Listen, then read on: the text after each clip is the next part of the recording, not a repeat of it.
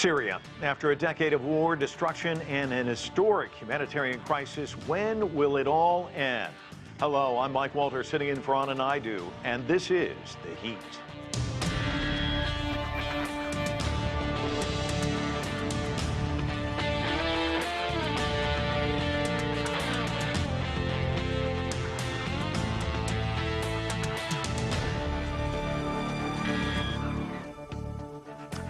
The numbers are staggering. More than 500,000 people killed and millions of Syrians were forced to flee for their lives. In all, one of the worst humanitarian tragedies since World War II and the largest refugee crisis of our time. And yet, after 10 years of conflict, there's still no end in sight. CGTN's Dezhi spent 3 years covering the war in Syria. He's joining us now from the United Nations in New York. Dezhi, you spent a good time in Aleppo. That was one of the flashpoints. Talk to us about what you saw there and the impact the war is actually having on Syrian people. Actually, Mike, the impact was huge. When I was in Aleppo in 2016, I interviewed some displaced people, but those people, they are not simply displaced.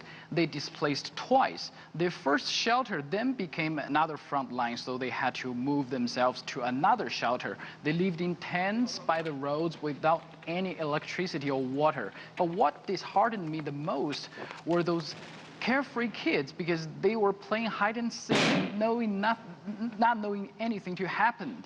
And one boy was hiding underneath a truck, and he smiled to me. I didn't know how to reply because, well, I feel like you should be in school instead of underneath the truck. And also, because of this crisis, I think it destroyed a whole generation's educational opportunity, and even the crisis ended, I think there would still be a big problem concerning their education. And also in the past 1 decade, it always goes like this because of the conflict, because of the economic collapse, because of nowadays COVID-19. No wonder why so many people fled their home country and why the number of people in need reached all-time high every single year, Mike. Yeah, it is a disturbing story. The UN, of course, held a virtual meeting today on Syria. What can you tell us about reports that UN Special Envoy for Syria, Geir Peterson, says that key global players are interested in stepping up international diplomacy? Yes, Mike. Actually, normally the Security Council, they had meeting on Syrian issue twice a month, and today they talked about humanitarian assistance as well as political progress. Geir Peterson today briefed the Security Council. He said that the humanitarian situation is still as dire as always, and there's no big progress on the political side. And he also said there's escalation in northwest Syria, and there's also terrorist threat from ISIL in central Syrian desert. He said, and I quote, "Despite more than a year of relative calm by Syrian standards, this month reminded us of the potential for the situation to further disintegrate or rapidly deteriorate." Actually, after that, he also mentioned about the Syrian presidential election. He said the upcoming election is not in line with the UN Security Council solution, which is for the political solution for Syrian crisis. And he said also the UN is not included. And that's what he briefed the Security Council member. But here's the problem. The Security Council, they still yet to make a collective move because, you know, Syrian crisis has many parts, humanitarian issues or conflicts or terrorism. It seems like every member state, they agree that these issues should be solved. But here's the problem. The problem is how. Different countries, they have different plans or ideas. For example, today when talking about humanitarian issue, the Western countries emphasize on border crossing humanitarian assistance. They said it's very important to keep Bab al-Hawa open and also even to expand to more gates. But Russia and China emphasize on ending the unilateral coercive measures, which we knew as sanctions, so that Syrian people, they can recover on their own. As a matter of fact, this morning I just talked to a Syrian friend, and he said nowadays it seems the Syrian situation is in limbo. Why? Because he said after all what happened in 10 years, It seems this crisis is still heading to nowhere, Mike. Sudaju, live for us in New York. Thanks so much for your reporting from there. There is a lot to talk about. Let's get right to our panel. Emin Gharib is an academic scholar and Middle East analyst. Ruan El-Rajula grew up in Syria. She's a political analyst and the managing director of Tawassul Calm.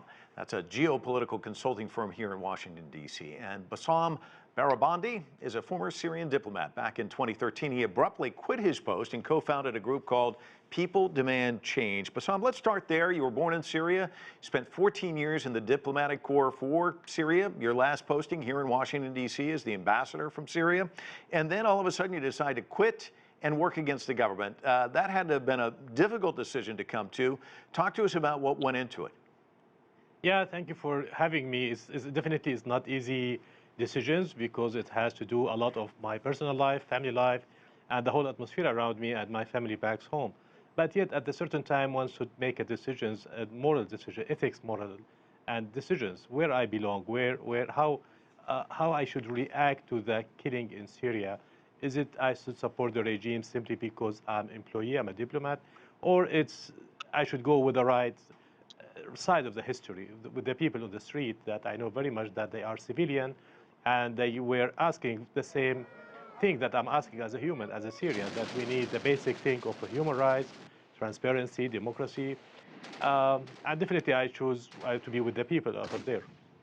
And Bassam, you've heard the numbers. They're staggering. It was back in August of 2011 when the U.S. president at the time, Barack Obama, said it was time for President Assad to step aside. He did not. He's still in power. Has he effectively won? It depends what you mean by won. One, if that means he stay in power, that's true. It's fact. He's still in power. But to see he's the president of Syria, you know, today half Syrian are IDPs and refugees. 2/3 of Syria territory is almost in a way or other outside his control area. Syrian wealth is outside control of his area. In Syria now we have 5 armies. We have 2 major terrorist group or affiliated terrorist group controlling big part of Syria. So when you look about all that details, I don't know what the meaning of winners. He's hardly can control the city Damascus. Interesting. 10 years of conflict, a humanitarian crisis, so much destruction. Here's what UN Secretary General Antonio Gutteres had to say about things. Let's listen. A decade of conflict, corruption, mismanagement, regional financial crisis, sanctions, and the COVID-19 pandemic have led to Syria's economic meltdown and soaring poverty levels. 9 in 10 Syrians now live in poverty, with 60% of the population at risk of going hungry this year, the highest number ever in the history of the Syrian conflict. Edmund, 60%. It's amazing. The country in ruins. UN mediation just hasn't worked. It seemed to have failed. We've got Assad running for another term, that election on May 26th. What are his chances and what do things look like in Syria today? Well, it doesn't look like the regime is going anywhere. I mean, unless something happens or he's killed, or I think Bashar al-Assad will be in power for at least a while in Syria. I remember that as early in the early days of the conflict, basically which started around March 2011, and then things began to deteriorate afterwards. We heard from Secretary Hillary Clinton at that time that Bashar al-Assad has lost his legitimacy. He will not be there for very long. It's only a matter of time. We heard from other U.S. officials who said there's an international consensus as well as a regional consensus that it's only a matter of months before he disappears. Well, this is almost 10 years later. But I also agree that while the regime has regained control over much of the territory of Syria through in part because of the support of allies, Iran, Hezbollah, Russia, support from other countries, some other countries as well. There is still a large area of Syria that's not under the control of the regime, and that's likely to continue. While there's no solution without Bashar al-Assad, at the same time, I'm not sure how much stability we're going to have also with him if things continue as they are. You mentioned it all started in March 2011 with some graffiti on a wall, protests, which quickly spread. Suddenly, violence. We saw a civil war. But now, basically, you need a scorecard to figure out who's where and who's fighting. Let's listen to Richard Gowan. He's the UN director at the International Crisis Group. A huge range of actors fighting it out in the same space, and that makes it incredibly difficult to come to a peace deal of any real meaning. You have Assad and his Russian backers. You have the rebels, who are now largely contained in the Idlib pocket, with some support from Turkey. You have Turkish troops in northeast Syria. You have Kurdish forces in eastern Syria. You have US and Russian patrols on the ground. You've had jihadi groups. And there's also a huge range of much smaller militias, criminal gangs. The numbers are endless. It's such a tangled web of players on the ground there, plus foreign agents. How much has that led to really kind of exacerbating things? And how do you come to any kind of peaceful solution when you have so many different players with so many different agendas? Edmund? Yes, well, this is the biggest part of the problem, because the Syrian conflict, while it may have started with, as you pointed out, the situation in Dezhi, as we heard, and maybe it could have been controlled early on had the government pursued a different approach. But the conflict really did not just start there. We began to see actually support for the opposition in Syria from the U.S. As early as 2006. We saw also in 2008 support to the Syrian opposition radio and channel. And we began to see as well, because at that time the Syrian government was beginning to support opposition to the U.S. presence in Iraq at that time, and that contributed to the situation. In part, there was also a competition going on. There was a gas pipeline that was supposed to start in Qatar, go all the way through Syria to Turkey. Again, there was another competing pipeline that would come from Iran through Iraq, Syria. And so that's something, there was another conflict there. In addition, the Syrian conflict, very quickly, as we just heard, this conflict was transformed almost immediately to a proxy war by outside power. The Syrians themselves lost a great deal of control over what was going on in their underground inside Syria. And each of these countries, whether it's Middle Eastern countries, or whether it's outside countries, for example, the United States, some of the Europeans. We saw that in the Russian intervention in Syria. We saw Iran also coming in and supporting the regime. We saw Hezbollah's entry. We saw the Israeli role in it, as well as a number of other players. So that transformed the nature of the conflict. And in fact, the Syrians themselves, for a while, almost lost total control over their own destiny and over what was going on in the decision-making inside Syria and what's going on the ground. Ruwan, help us make sense of all of this. I think he named every player. I think he may have forgotten to say Turkey, which asked to go in with Donald Trump, and he said, sure, why not? Give us a sense of who controls what's at stake here, who's fighting who. Yeah, thank you for having me. So here's the thing. Now, as Bassam stated, there are five armies, but there are like almost a few territories of influence. We have in the northeast, we have the SDF, the Kurdish, US-backed militia or entity, if you want to call it. We have northwest.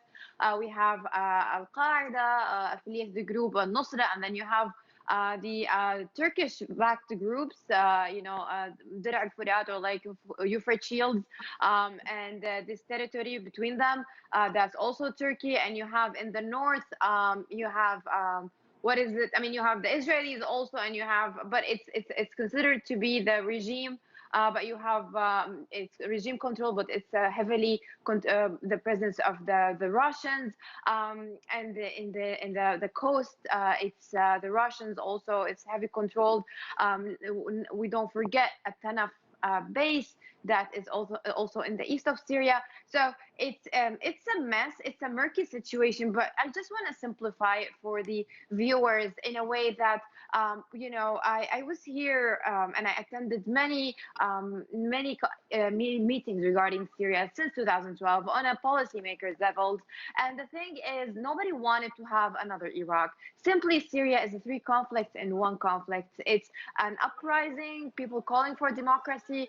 It's a terrorist problem, and it's a humanitarian. Currently, within 10 years, and if I want to build on what Mr. Edmond said, now, the interest of the West shifted from fighting terrorism to the humanitarian. In other words, we're talking about the refugees. There are refugees in Europe that's putting a lot of pressure on Europe. That are, most of them, they don't have any background of them. So we have a security challenge. Also, we have in Al-Hol camp, which is in northeast Syria, that are, wives of fighters of ISIS, the kids there that come from foreign nationalities. The countries are not taking them back. That's a challenge. And in a way or another, they are like time bombs, like what's going to happen for them. So I think that 10 years ago, the conflict is something, but now the pressure and the challenge on the West, especially also on Turkey, is different perspective. It's interesting. I think everybody on the broadcast so far has done a really nice job of setting the landscape, telling us who the players are. But one of the things that's always lost in the equation when you start talking about who has the arms are the innocents who are caught in the crosshairs, and there are plenty of those. In fact, the UN Special Envoy talked about the tragic ramifications of this war. Let's listen to what he had to say. The Syrian tragedy will go down as one of the darkest chapters in recent history. The Syrian people are among the greatest victims of this century. They have been injured, maimed, and killed in every way imaginable, their corpses even desecrated. They have been snatched from the streets, thrown into prison, or abducted, disappeared, mistreated, tortured, paraded in cages, and ransomed or exchanged in prisoner swap deals. They have fled Syria, often only to face further poverty and discrimination, or worse, perishing at sea in search of refuge. Human cost, obviously enormous, but to kind of riff off what he just said, Denmark leaders now pushing for plans to return refugees. They say it's safer in Syria. It's okay to send them back. They're getting a lot of pushback. There are protests about that. Also, a Greek court just found a Syrian refugee of illegally crossing into the country and sentenced the man to 52 years in prison. Now, I want to get your sense, is this just kind of a couple of isolated cases, or is this an example of the world starting to turn its back on these refugees, do you think? Unfortunately, there is a difference between what we want and aspire and what reality is. It's sad to say, like slowly, the shift is turning, and it's not a case of, it's not one or two cases. It's the whole approach regarding the refugees. The wave of refugees to Europe contributed in a way or another to the rise of the right wing in Europe. It destabilized Europe in a way or another. The thing is, I'm really getting back to this point, is like the West doesn't want to have another Iraq. Therefore, policymakers in Western capitals, they are fine with having some kind of state, even if it's a fragile state controlled by certain apparatus or regime apparatus, security, that have some kind of logs and information about who are these people that went to Europe, because there is no intel sharing among European countries in the EU. Therefore, having Assad in power, even if politically his regime is weak, they don't want to destroy, they don't want to have a de-Ba'athification, they don't want to get rid of like the security apparatus, those that are in control. The problem with Syria is it's never been on the level of policymakers or like politicians. It's when always intelligence agencies talking to each other, and that's the challenge, and that's why now the whole perspective of refugees, not only economic or humanitarian, it's also security challenges that facing not only Europe but also Turkey and the neighboring countries of Syria. Bassam, as a former diplomat, kind of based on what she just said, talk to us about some of these issues that are facing all these countries that have a stake in what's happening in Syria.